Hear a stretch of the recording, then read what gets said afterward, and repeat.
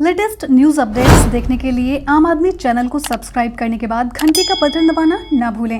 नमस्कार दोस्तों, मैं हूं आपके साथ नेहा और आज हम आपको बताएंगे पैतृक संपत्ति के बारे में कुछ खास बातें। पैतृक संपत्ति में हिंदू महिलाओं को अधिकार देने वाले कानून पर सुप्रीम कोर्ट के फैसले से कुछ बड़े बदलाव आए हैं। बेटियों को बेटों के बराबर हक के संबंध में सुप्रीम कोर्ट का हाल ही में एक फैसला आया है। बेटियों के अधिकारों को लेकर सुप्रीम कोर्ट ने एक अहम फैसले में कहा है कि बेटियों को समानता के अधिकार से वंचित नहीं किया जा सकता।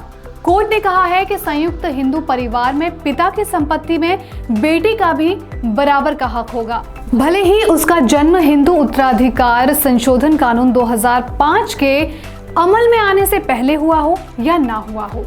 इतना ही नहीं, पिता की मौत इससे पहले भी हुई हो तो भी बेटी को पूर्वजों की संपत्ति में बेटों के समान अधिकार मिलेगा ही।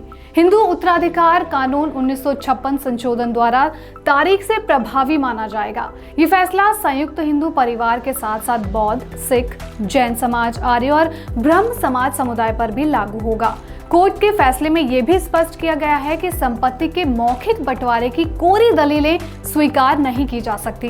कानून की धारा 6 के मुताबिक संपत्ति का बंटवारा रजिस्ट्रेशन एक्ट के तहत रजिस्टर्ड डीड से होना चाहिए या फिर कोर्ट की डिग्री से। इन सभी कागजात के अभाव में संपत्ति बंटवारे की दलीलें अन्य सहयोगी दस्तावेजी कानूनों के आधार पर स्वीकार की जा सकती हैं।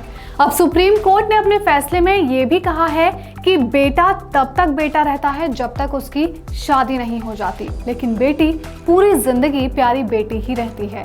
गौरतलब हो कि पैतृक संपत्ति में हिंदू महिलाओं को अधिकार देने वाले कानून से जिससे ज्यादातर महिलाएं जूझ रही हैं, क्योंकि भारत में महिलाओं को पिता की संपत्ति में अधिकार की मांग करने के लिए कानून से पहले एक लंबी सामाजिक जंग को लड़ना पड़ता है।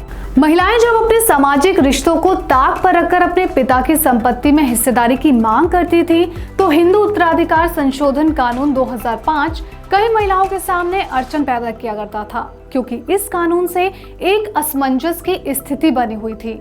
वजह ये थी कि कानून पास होने के बाद कई स्तर पर ये सवाल खड़ा हुआ कि क्या ये कानून रेट्रोस्पेक्टिवली यानी कि बीते हुए समय से लागू होना चाहिए या फिर नहीं। इससे सीधा असमंजस ये पैदा होता था कि क्या इस कानून के तहत वो महिलाएं भी पैतृक संपत्ति की मांग कर सकती हैं जिनके पिता कानून संशोधन के वक्त जिंदा नहीं थे। इसी असमंजस की वजह से बीते 15 सालों में महिलाओं की एक बड़ी संख्या पैतृक संपत्ति में अपना अधिकार मांगने से वंचित रह चुकी है। कई महिलाएं अपना हक लेने कोर्ट तक पहुंची, लेकिन उन्हें सिवाय निराशा के और कुछ हाथ नहीं लगा।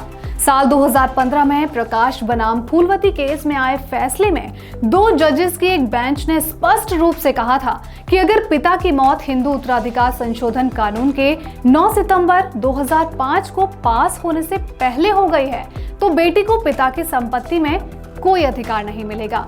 लेकिन इसके कुछ साल बाद 2018 में दनम्मा बनाम अमर केस में 2 जजों की एक अन्य बेंच ने फैसला लिया और कहा कि भले ही पिता की मौत कानून लागू होने के बाद हुई हो, तब भी बेटी को पिता की संपत्ति में बराबर का अधिकार मिलना चाहिए।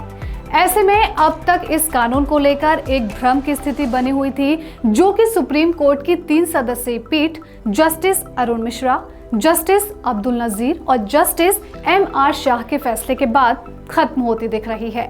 कोर्ट ने स्पष्ट किया है कि अब महिलाओं को वही हिस्सेदारी हासिल होगी जितनी उसे उस स्थिति में होती अगर वो उस घर का लड़का होकर पैदा होती। तो ये था पैतृक संपत्ति संशोधन कानून से जुड़े हुए कुछ अहम बातें जो आपको बताना जरूरी था, महिलाओं को जानना जरूरी था और साथ साथ उनके परिवार को भी जानना बहुत जरूरी था। तो इसी तरह की और भी अहम बातें लेकर हम आपके सामने फिर से हाजिर होंगे, इसलिए आप चैनल को सब्सक्राइब कीजिए और घंटी का बटन दबाना ना भूलें। साथ ही साथ हमें फेसबुक पर फॉलो जरूर करें, क्योंकि तभी आपको मिलेंगे न्यू नोटिफिकेशंस। तब तक के लिए गुड बाय, टेक केयर।